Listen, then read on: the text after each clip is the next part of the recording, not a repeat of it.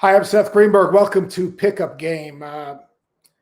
As we always start our show with, it was really important for us to thank some very special people. And the special people I'm talking about are our first responders, the people that are making a difference each and every day, risking their lives for the good of the others. To me, the greatest teammates. I mean, you think about it, you've got people, doctors, nurses, hospital workers, people that move our food chain, the people in our communities that are basically sacrificing their lives each and every day to impact someone else's life. And you think about this, if everyone every single day did something for someone else, how much better our world would be. And then, look, we're in obviously difficult times, unique times, unprecedented times, and we need to have greater discipline. And part of that greater discipline is, I don't care who you are, I don't care where you live, put on your mask, practice social distancing, and being comfortable being uncomfortable. That's just the way it is. It's not going to be like this forever, but if we want to fight this pandemic and we want to be great teammates and we want to be part of the solution,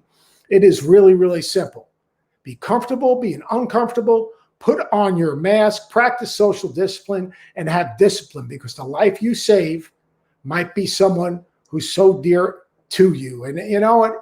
It's a small sacrifice for the good of the group. And then finally, we say each and every week, Black Lives Matter, and that humanity, compassion, caring is what we need to be all about. And, to me, the compassion and humanity that we need to show to impact other people in a positive way, the way in which we carry ourselves, the way we talk to other people, the way we understand other people's journey and try to help them navigate that journey so they can improve their station in life. To me, if we all try to do something again for someone else, how much better would this world be? Instead of being lost in ourselves, get lost in someone else. And if we can do that, I think that we will find a way to get out of where we are as a society and be better off for it. And we've got three guys joining us today, and I'm really excited because we have three coaches that, to me, forget about coaches. These are great people. These are guys that have impacted other people's lives. These are guys that got into coaching, not for the money, but because they got lost in the game and they got lost in helping others. And that's the head coach at Notre Dame, one of the greats at George Washington University. I call him Final Four Mike Brey, because Mike Brey, every time he was at Duke, every time he was an assistant coach there, they went to the Final Four. So the real Mike that had an impact on that was Mike Brey, not Coach K. And then we have Shaka Smart, who, again, if you look at his journey from where he was, and we're going to talk about that journeys a little bit, whether it was an assistant coach and the people he worked under, whether it was great Oliver Purnell or Billy Donovan, or where he started and compared to where he is today. And Shaka, I really appreciate you taking time to be with us. And then finally, my guy, Mick Cronin. Mick Cronin's just a basketball dude. I mean, that's just the way it is. He's a lifer, son of a coach, worked for Bobby Huggins, worked for Rick Pitino, and just a guy that loves the game, loves everything about the game. So I'm going to ask you guys real quickly before we get into everything that's going on today. Your first jobs, the first job you ever took in coaching, could you ever imagine you'd be where you are today? So I'm going to go with the KG veteran, the DeMatha Flash. Oh, Brey, where did you start, dude? Well, we were saying earlier, I mean, I'm a physical education major who's supposed to be a darn high school coach. And somehow, because I was with Morgan Wooten and we had guys like Danny Ferry in the gym, half of the ACC came through to recruit them, and you get to know the coaches, and Morgan Wooten didn't want to handle recruiting. And I got to know Mike Kay and Dean Smith and Lefty and Terry Holland, and somehow you start barreling down this path, and you're right. I still pinch myself on a daily basis because I was supposed to be the head coach at Churchill High School in Potomac, Maryland, but they didn't have a physical education position, so I didn't take the job. I went back with Morgan for another year, and Mike Kay hired me. So that's just luck. And you made how much your first job? When I went to JV coach, Morgan Wooten's assistant, 1982, 6 classes of history, study hall, $11,000. And then coach gave me some money at camp in the summer. And I thought I was loaded. Still living at home, man. I was living at home. Shaka, how about you? I was a graduate assistant at a Division II school called California University of Pennsylvania. we used to call recruits and we would say, "This is coach from California University." We wouldn't include the Pennsylvania part. Seth, I made $90 every 2 weeks, and I lived in an apartment that cost $150 a month. You can imagine how nasty that place was, but I loved it. I loved every second of it. And it shaped who you are today because it made you appreciate every step along the journey. Absolutely. And Mick, I mean, you're kind of a basketball dude. I mean, like, your first job was high school, right? Big money. I think I got $400 to be the freshman coach and varsity assistant at Woodward High School in Cincinnati. And similar to what Mike did, we had some good players. There was a lot of people in the gym. I got to take them to summer camp. I met Sonny Vaccaro, Howard Garfinkel. Next thing you know, Bob Huggins is giving me a chance. And that big chance was for $800 a month. My job that he created. He didn't even have, back then there was only 3 guys. He created that 4th spot for the whopping $800 a month. But again, like Mike said at Shaka, I was loaded, man. You kidding me? I was loaded. I was living in Section 8 housing with 2 other guys, man. It was great. You got a lot of batters behind you, dude. I mean, that's a good shot right there. There's a lot of batters behind you. I'm still in my recruiting zone. Yeah. So, hey, unprecedented times for all you guys. How do you balance the pandemic, academics, what's going on in our society, and then also, let's face it, trying to get your team ready November 25th. Like, how you guys deal, like, the day-to-day grind of the job now is so different because you don't have the same access maybe to your guys. You've got concerns every time your guys leave that sterile environment that they're in with you. Like Mike, you said half of the football team is in quarantine. How do you guys deal with balance and all those things? Well, I'll start. I mean, I think that we came back to school a little early, to try and then finish the semester early, and we got into some workouts, and now we're practicing with face masks on, and that is just a mental health win right now, to be able to be in the gym every day with your guys. It's great for them. They love the routine. We still have an amazing unknown out there. We're going to schedule and we're going to play and we're going to try this thing.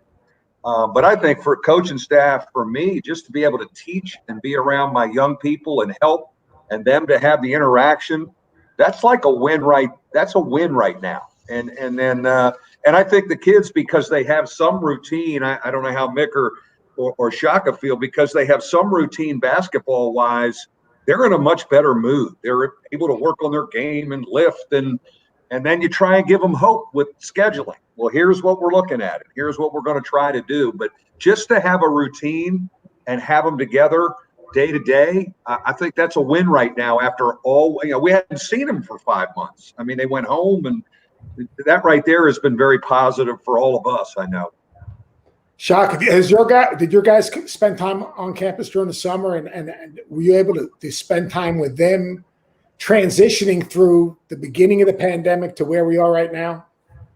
Absolutely. Yeah, our guys got back in July, and I think one of the best things about the quarantine period is it gave everyone a sense of perspective and an understanding of what we maybe took for granted before. Just being in the gym every day, being together every day, not having to wear masks, not having to worry about social distancing, all that's changed.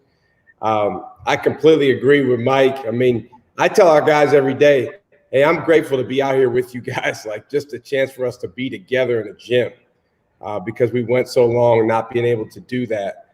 I think the hardest thing in terms of helping the players is just uncertainty. It's great that now we have a start date, knowing when we're going to play, working on kind of reformulating our schedule. I know we'll talk about scheduling a little bit later, Seth. That's a fascinating dynamic because you have different components of your schedule are controlled by different entities. And then your players are sitting there like, hey, coach, when are we going to play and who are we going to play? they don't really care who controls the schedule. They just want to know who you're playing and who they get to lace it up against. But certainly just helping guys with the uncertainty of it and trying to stay positive and keep them positive is the biggest thing. Mick, you finally got a chance to see your team. I mean, like your team hasn't been on campus till when? When did you finally actually see your team? When was the last time you saw your team?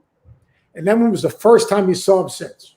Well, we got back from the Pac-12 tournament, so I'm going to guess like March 14th, I think was 13th or 14th. We got back and we had a meeting, and I kind of told them, look, I might not see you guys for a while. And I didn't know it was going to be 6 months. So I saw them last Monday. Last Monday was our first time. We're a quarter school. Wow. So plus we, obviously, look, it's been different here in California, especially in Southern California, LA County, with our population and the COVID counts and numbers. But we were very fortunate to get cleared and to be able to come back. We had really had a plan to come back and do outdoor shooting and outdoor conditioning, but we got cleared at the last minute to go into our gym in small groups. So we're still transitioning. We can't have a team meeting in person yet. Hopefully we'll be able to get there by next week. So it's been wild, just like Mike and Shaka said. Heck, mental health of the players. How about the coaches? Yeah. I mean, Mike will tell you. I mean, a couple months ago, back in the spring, I was sending him happy hour videos, singing to him. I knew he was in. He was in Florida. He's like, he was in Delaware. I was in my back. He said, "Where are you at?" I said, "Well, I live where people vacation, so I'm good." I knew he was at that beach house, man, in Delaware.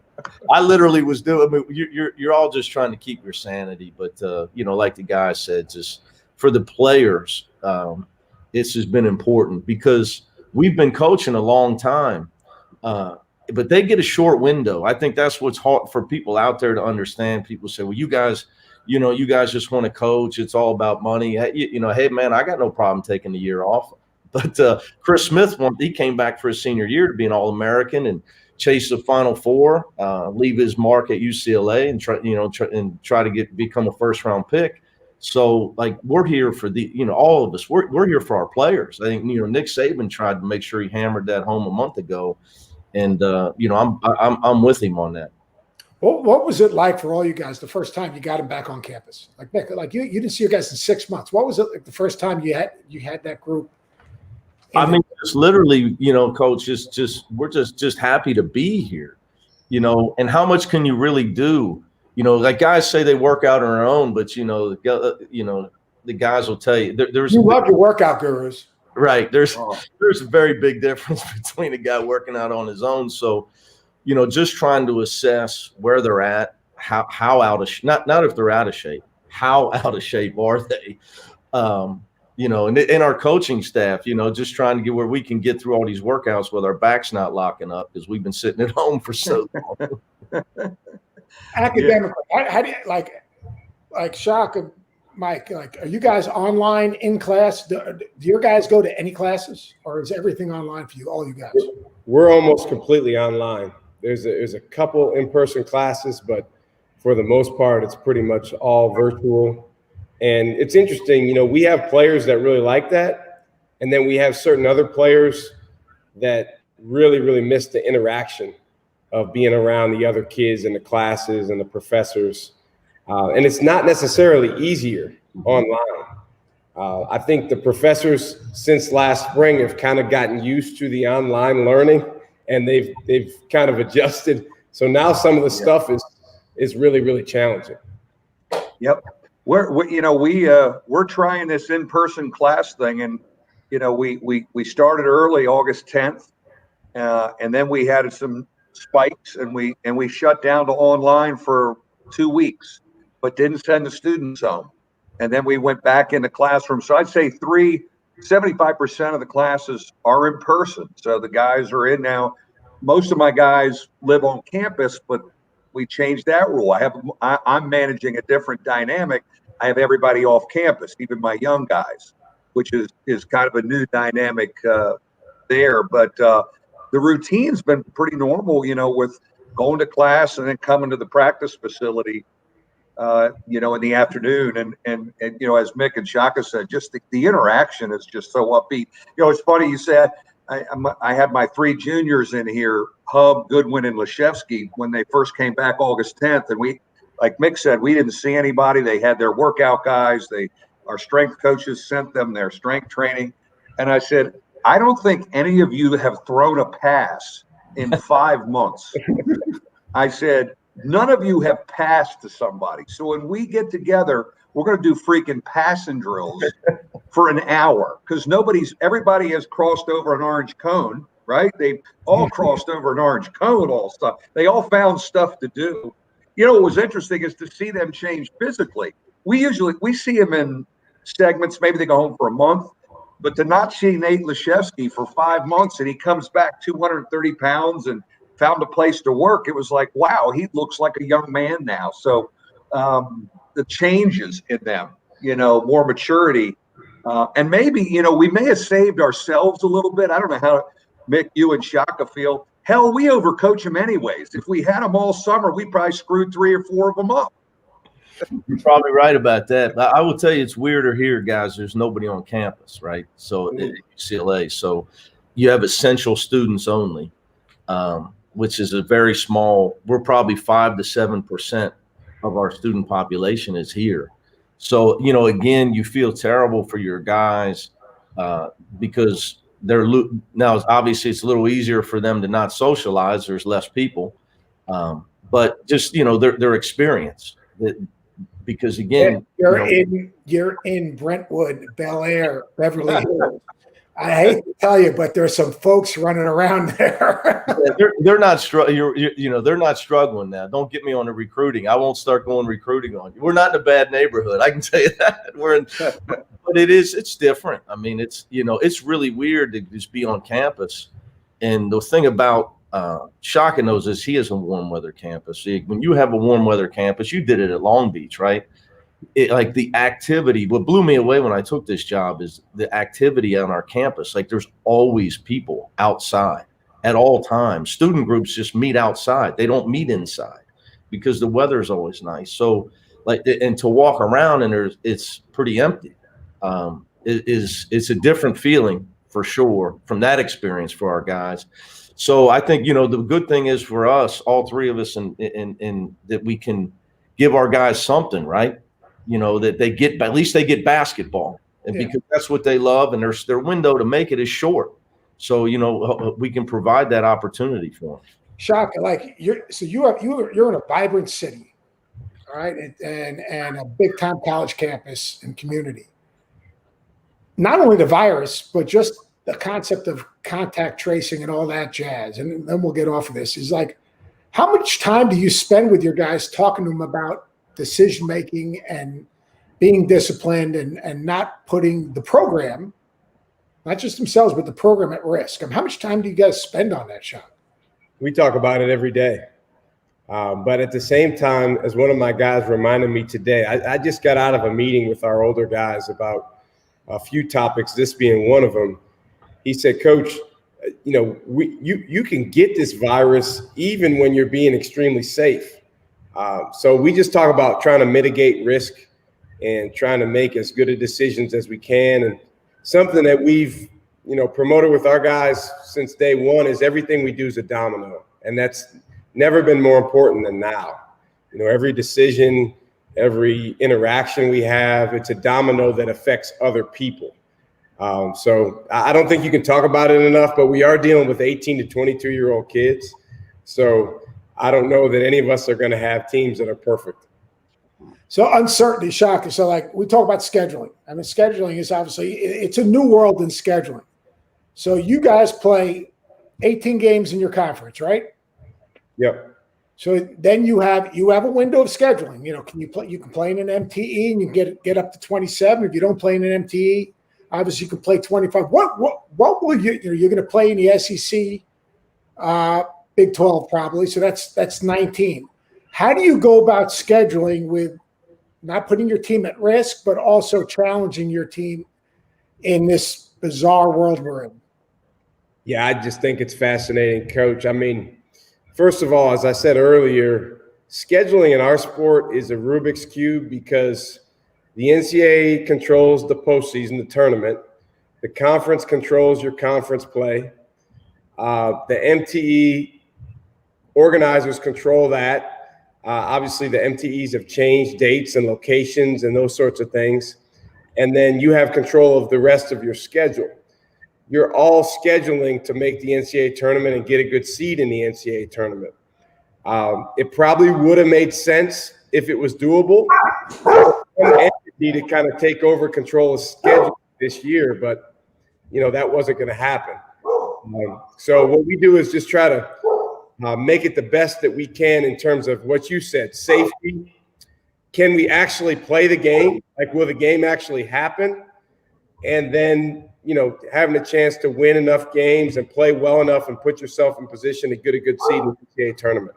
So were you guys playing an MTE or create an MTE? It seems like everyone's trying to create an MTE. So we had bad timing, man. We were supposed to be in Maui this year. Oh, man.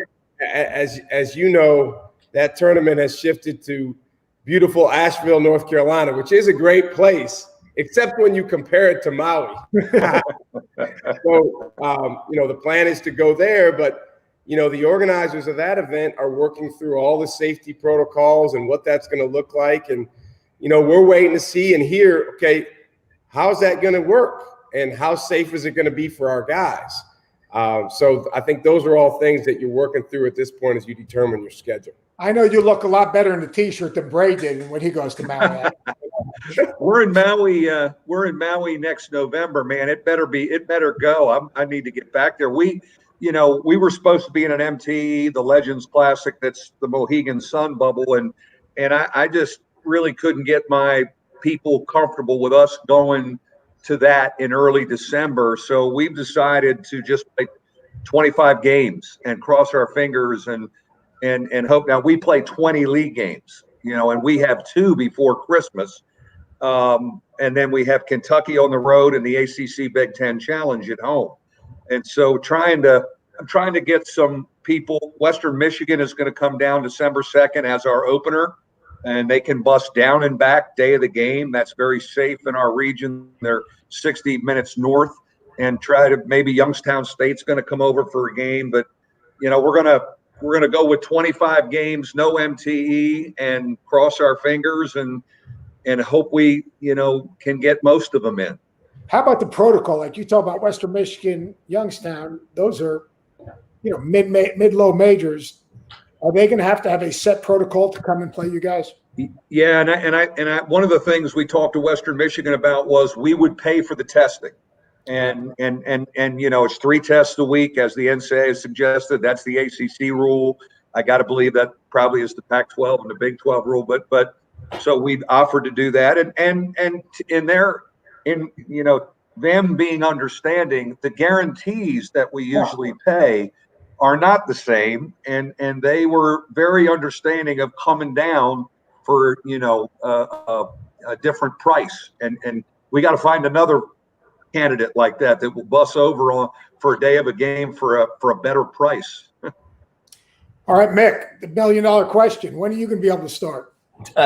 Well, Pac-12, as you know, you had me on your podcast with Dockage. So right after they said we couldn't play till January, now we're back till November 25th. So, but like these guys are saying, did you ever really think we would have to check with our administration and our chancellor about scheduling a game? They could have cared less about that. So now you have to talk about testing with whomever you're talking to as an opponent. Like Shaka said, the MTE, what's going to be the protocols at the MTE. In the Pac-12, we have the antigen testing. We have 2 machines here at UCLA already. But how many tests do we have on that? Because we're part of a study. Can we even test our opponents? How comfortable is my university with non-league games on our campus? So right now, you can tell all 3. We're trying. It sounds like Mike kind of knows his answers. We're trying to work through it and get our answers of what we can do and who we can play. We're really not quite there yet because we just opted back into playing in November 25th with everybody else. So it's a Rubik's Cube, and I've never been able to solve one. But, I guess my thing, Seth's going to be, look, we just got to get games. Let's get as many, again, back to what's best for our players. Let's get as many games as we can for our players. And, I have a veteran team, as you alluded to earlier. So just I'm not going to even worry about who we're playing, but let's try to get games that we know are going to happen and that, that we can get approved. So, and just take it from there. I used to get about 90 grand to roll into Pauley Pavilion. Play about 38 minutes, pretty close, and you get screwed the last 2 minutes. I'm not sure if that's You were back when they used to give you the golf clubs on the side too. You get a set of clubs. No, I didn't get that. You were the guy who played 1,000. Yeah, Shaka, so you're young, Shaka. Those are stories, man. Guys used to get, they'd speak at the tip-off club the night before. I never got that deal. I got Bel Air. All right, hey, your teams, like you mentioned something, Mick, like you three have experienced teams.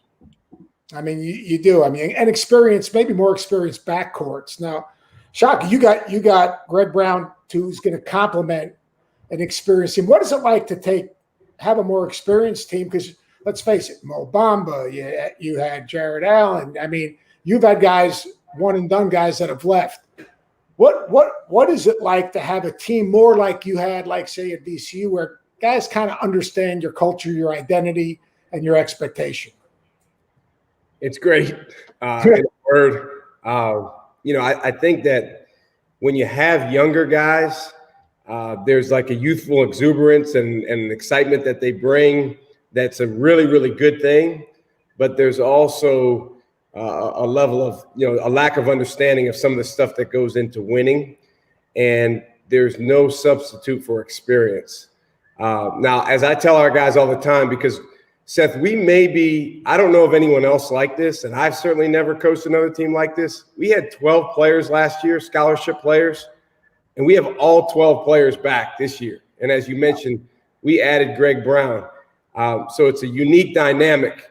Obviously, we can't play 13 guys. So we're going to have to figure out for our team who makes the most sense to play. But as I tell our older guys all the time, wisdom and experience is only beneficial in as much as you actually use it. So when you have that experience, when you have that wisdom you've gained, are you willing to put it into practice when you need it the most? And so that's been a big emphasis and will continue to be for us. Greg Brown, you called him violent and athletic. He is that. Now, right now, we're working on that on the other end of the floor, the defensive end. It's interesting. I've said this to some guys in the past. I probably should stop saying it because they take it as an insult. I think he has more potential on defense than he has on offense. But guys, again, they take that as an insult when they hear that. So just getting younger players to understand how they can affect the game on that end and how it can translate to offense for them is huge. Mike, you and Mick are in a similar situation. You had point guards that came back from knee injuries a year ago, and now we're back, playing with another year underneath their belt. You're the king of get old, stay old. You got older. How much better is it for you? Now you've also added some transfers and some grad training. Yeah. How much easier is it for you? Because I saw you in the Bahamas. We were in the Bahamas with Kentucky when you guys were in the Bahamas when these guys were freshmen 2 years ago. And I thoroughly violated the get old, stay old rule, 2 years ago when these juniors were freshmen. We threw them to the wolves and finished last. It was, and I could have told you that in the Bahamas when I was there on the foreign tour. I'm watching and going, this isn't good. We're in trouble. Now they're Hub and Leshevsky and Goodwin and Cormac Ryan gets eligible from Stanford. Now they're juniors. And at the end of last year, the light bulb kind of went on for us the second half of the league season. We would have been in the NIT, which would have been great for our group after the year before. But I feel it's like a 2-year team. They're juniors. The nucleus is juniors. I don't think any of them are going to be good enough to go pro after their junior year. So I'm anxious to play because you kind of been waiting on investing in this rotation. to kind of, okay, now, and what's great about old guys and Mick and Shaka, they kind of finish your sentences for you. When you have a good older point guard, you start to say something and he finishes the sentence and organizes the rest of the guys. And we have that with Prentice Hub now. Mick, you got your guy back, Tiger Campbell. You lost the guy, which is crazy, to the G League Academy, and who knows if they're even going to ever play a game, because who knows when the NBA is going to play a game. But that's another story. I mean, in my opinion, you guys can't say it, I can say it. The NBA is not our partner when it comes to this. It sounds good, but if they're recruiting guys that are committed as opposed to just saying, all right, here are the 3 guys that might come back and put them in a situation. It is what it is. You can't say that I can. You started the season last year, identity, culture, it took time. How did the light bulb go on, and how do you keep it on now that it is lit with this group? And then obviously John Juzang, who transferred over from Kentucky, who got eligible immediately. Yeah, well, we're excited about Johnny. He is a guy that finishes your sentences for you, even though he's only been here with us in 7 workouts so far. He went to an elite high school here, Harvard Westlake. His brother played at Harvard. He's a tremendous player, and obviously he skipped his senior year of high school. He moved up. So basically, he played his senior year of high school at Kentucky. So you can imagine what he learned there and what he got to see in the competition he played against every day. So to have him immediately eligible is a huge help for us. And then really to have our entire rotation back. But like you alluded to, Tiger, Seth, to have a guy have to play really our season last year. I mean, look, a lot of stuff went on, but as Tiger got healthy, got his game legs, so to speak, underneath him, and really started to be able to play the whole game and be able to show his talent and not just try to breathe, because he's so tired from having to guard Peyton Pritchard and Nico Mannion and Remy Martin and all the great point guards in the Pac-12, that they started to have to worry about defending him. And that's really when our team turned around. So it's interesting, you bring up the point guard thing, because, college basketball is a game of guards. So he was huge for us. And as he got in shape, got his knee brace off around Christmas, it's just our fate kind of rode with him. And he really came on late in the year. And he led the Pac-12 in assist to turnover ratio. And like I just mentioned, some great players that are NBA players that were in this conference. Hey, all you guys have had great mentors. Like, what's the greatest advice or guidance, or let's face it, during the course of the season, like I just heard Mick earlier, you said this summer you pick up the phone and you speak to Mike. But like, where do you guys go? Look, you guys are at the very, very highest level. Where do you guys go, A, for advice, and B, what's the best advice that you've gotten that maybe you could share that could maybe help someone, whether it's in coaching or in life? Because let's face it, you guys have all worked for incredible leaders and have become incredible leaders that have impacted people's lives. What's something that's important for you guys, and how do you guys deal with the pressure of being at Notre Dame and UCLA and Texas? Because I mean, like at times in my last year at Tech, we started 4 freshmen. We didn't get old and stay home, Mike. We started 4 freshmen, and it could be suffocating. Yeah. How do you deal with it? And who do you go to, and who helps you with that?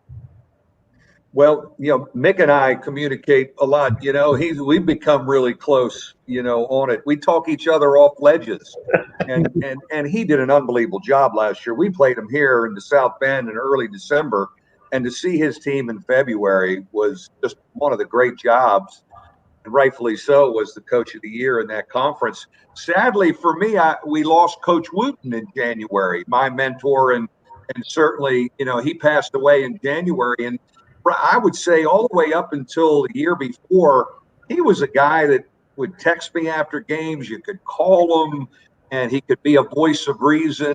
And I've kind of missed, I think I'm going to really miss that moving forward. I think the best advice was, just to be yourself. I think probably maybe the three guys you have on here, we kind of are who we are. And I don't think we take ourselves too seriously. We know we're educators and we're here to make young people better.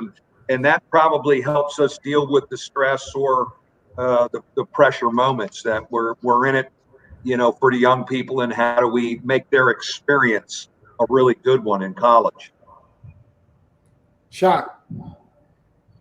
Yeah, just I try to pick the brains of anyone that I can, whether I worked for them or whether it's someone that I just pick up the phone and call cold. The thing about coaching that's pretty cool is you have access to a lot of people that are really, really high level thinkers, and they're willing to talk to you. They're willing to share ideas with you. I think most coaches are very, very sharing and giving in that way.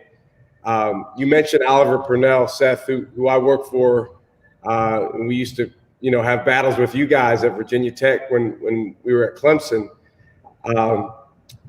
He's out of the business now, and it's amazing the clarity that great coaches gain once they're a couple of years removed from being in it. And one of the things he always is telling me is, with the most important decisions that we make, we have to be ruthless. And that's the exact word that he uses. And like me as a person, I'm not a ruthless person. Like that's not how I would nobody would describe me that way. But his point is, when you make these decisions that are critical to what you're doing moving forward and your players, you've got to have that level of intensity and seriousness about what you're doing. So that was pretty good advice, but absolutely the mental health side of it. I need to get in on those texts and calls with Mick and Mike. We'll make it a triangle. I like it. Yeah, what's funny is you say that, Shaka. I think for me, with the guys that are in coaching, what I've learned through my time. So when I was young in the Big East rebuilding Cincinnati, man, you're just, it's like you're in the ocean and you got two fingers up, and you're trying not to get that third one up there. You're going under, and that's where Mike really was good for me back in those days when he probably doesn't know. Like, I remember everything. Unlike Buzz Williams, I don't write it all down. I just remember. Buzz has got too many notes from me. But Mike told me a long time ago about getting old. Right? He gave me a thing about minutes played in the Big East when the Big East was just such a monster. Like, if you don't have so many returning minutes played in Big East games, you're not going to win in the Big East. So then I had my staff telling me, these guys aren't good enough. We got to get new guys. And I said, no, we got to get these guys minutes played. Until we can get these minutes played, we're not going to win. So I had Rick Pitino telling me, you got to get them junior and senior year. Mike Brey telling me, you got to get to this number of minutes played in the Big East. When you can get that many returning minutes played, you're going to win. And it happened for me. So, but I think to be able to reach out to a guy that maybe where his team, things aren't going well. Mm-hmm.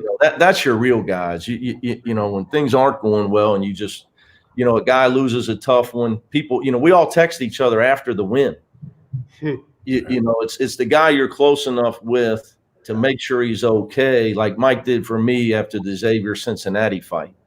Where I didn't answer anybody's call. I was at home with my daughter. I think, she was 5 at the time, and he called. I didn't answer. He texted. He said, "Look, I'm gonna keep calling until you pick the phone up, man." Say you're not going to get fired, and just, I think coaches got to take care of coaches, Seth. And that's why you and I become closer after you retired, because you advocate for coaches, right? Because, parents, we don't play their son enough, or their son don't shoot enough. Fans, the players win, coaches lose. So if we don't have each other's back, right, who's going to have our back? So it's really important to be able to have guys that you can reach out to. Last question. What we missed a lot of this summer, Shaka and Mick, was when we go on the road in the summer, we're therapists for each other, sitting watching a game. And Seth, you remember this. You sit with Mick Cronin or Shaka for a half watching a game, and you kind of let it out a little bit. And oh shit, that happened to you too. Well, that happened to me. And I think we've all kind of missed that, interaction on the road in April and July, where we kind of talk to each other and counsel each other. Yeah, everyone has the same problems or have had the same problems sometime in their careers. Yeah. And, just hearing another voice saying, yeah, I've been through that. You're going to get through this, or I've been through that. This is how the prism we looked at it through. Or, sometimes Shaka, I said to you, I remember doing your game in Birmingham, and I always say this to you. I say, if there's a guy in your team that doesn't like you, that's that guy's problem. That's not your guy, because all you want to do is help that guy get somewhere he can't get himself. And all you want to do is care about him and make sure he makes good decisions. That's what you guys are all about. That's one of the things that pisses me off about, quote unquote, the media, because I still don't look at myself as the media. I work in the media, but I'm not in the media, because the media guys think all coaches care about is winning and money. And they don't, and I say this every week, that they don't understand how much they care about every single guy in their program, their families, what's going on in their lives, making sure that they can help build a bridge for them to cross. And if you sat and talked to 90% of the quote unquote media guys, they have no understanding on a daily basis what a coach goes through to help the players in his program navigate the roadblocks and the detours and the distractions and basically the choices that they have to make every single day. And you guys do it, quite honestly, you guys have done it seamlessly, and all you can do is care. I mean, I used to tell parents all the time, you're only going to graduate a kid who wants to graduate. You're going to put them in situations to put them in positions to be successful. They've got to want to. But the one thing I know about 99.9% of the coaches, first and foremost, they want to make sure that those guys have an opportunity to change their cycle in life, which, let's face it, education, 90% of problems we're going through now, education is the key. And then opening doors for those guys' futures. And that's what you guys are all about. Last question real quickly. Your league this year, Mike Brey, first thing that comes to your mind. Well, Virginia and Duke come to mind right away, and having to deal with them. And we play them twice. We got 4 games, Seth, against those guys. And again, I think the league has gotten a little older. There's some growth in the league. Duke certainly has young, great ones, but the league has grown up. But trying to navigate that, and we were talking as an ACC group the other day. Scheduling, resume. I don't know what NCAA tournament resume scheduling philosophy is out the window. Can we give the kids a good experience? And hopefully we have what it looks like the old tournament in March. Fingers crossed. Shaka. All of our leagues are really good. I don't think you'll find a coach that doesn't think his league is a bear. The thing that with the Big 12 that's just a little bit different is we only have 10 teams. So you play everybody twice. You play everybody at their place. And something about our league is there's not a lot of bad teams. I know there isn't in any of these leagues, but everyone's really, really good. We've got the best player in college basketball is coming to our league, Cade Cunningham. In my opinion, will be the number 1 pick next year. And then I think you got 5, maybe even 6 teams that are in somebody's preseason top 25. So it's a bear, but so is the ACC and so is the Pac-12.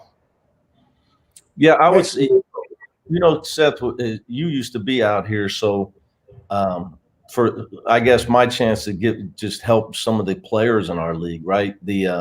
I don't know how much people stay up. So how much you've seen Remy Martin play in his decision to go back to Arizona State. How he almost plays like Trey Young did in his year at Oklahoma. And he did it last year. I think he averaged over 30 a game against the Bruins. So he's an elite player, and Bobby's going to have a tremendous team. Dana's got some guy. You got the Mobley brothers at USC. Dana's got guys at Oregon. Chris Duarte's a throwback to when there was great JUCO transfers. He's the guy that's going to get drafted up at Oregon. So there's plenty of talent. You know, I was very impressed in my first run through the Pac-12 of how hard the teams played and how well they coached they were. Because you know how it is, they don't play hard in the Pac-12. They just run and shoot. That was very, very far from the case, especially when you got Hop up at Oregon playing the Syracuse zone. So, you know, there's great coaching in our league, but I think there's some great players. And, you know, and hopefully, like, you know, I mentioned Remy Martin for us. Chris Smith's got a chance. You know, those two guys got a chance to be All-Americans. And they're what college basketball used to be about, right? They're both seniors. Yeah, and you guys have that mountain trip. I'll tell you, that Utah-Colorado trip, if you have it back-to-back, is well, hey, first thing is you got to make sure there's no snow, right? So you got to be able to get in and out of both places. So we went 2-0, and we were 2-0 for no snow. So maybe that helped because we were able to follow the travel schedule. That's good. Well, hey, guys, I can't thank you enough. I mean, like, you know, to me, the thing you miss, you know, Mike, you were talking about the summer. The thing I miss most in the 8 years that I've been doing this stuff on the dark side, I guess, is talking to coaches and just talking ball and talking, you know, what you're going through during the course of the season. And you know, my goal is to try to articulate that on television or to my broadcast partners to give them a better understanding of this shit is hard. It's really hard. And it's harder now than it's ever been because there's more voices in guys' ears. There's more static. You know, the NIL goes through. The locker room is going to be that much more difficult to balance. There's more of an unrealistic expectation that you're just going to the league. Like the league, and I say it every week on this thing, and I sound like a broken record, that's the most exclusive club there is. And people think they're just going to Europe. I can tell you because I've been on the phone with my brother for the last 2 weeks. The money in Europe, excluding for very few guys, is not there. It's just not there. And it is a totally different lifestyle. Very few guys survive that. So, you know, what you guys do because you care and you're totally committed to the guys in your program and doing it the right way. Those are things I miss. And I really appreciate you guys. You know, as busy things are right now, trying to figure out your schedule and making sure your guys are safe and in a good place. I can't thank you guys enough for spending a little time with me. Thanks for all you do. And see you guys. Good luck. Be safe, Mick, Shaka. See you guys soon. Thank you. Safe. It's great. Thanks, appreciate you guys. Hey, Shaka, just tell Greg Brown someday he's going to make $150 million to play defense. That's right. That's right. Hey, look at Bam. No doubt. Guys, be safe, man. Thanks. All right, guys.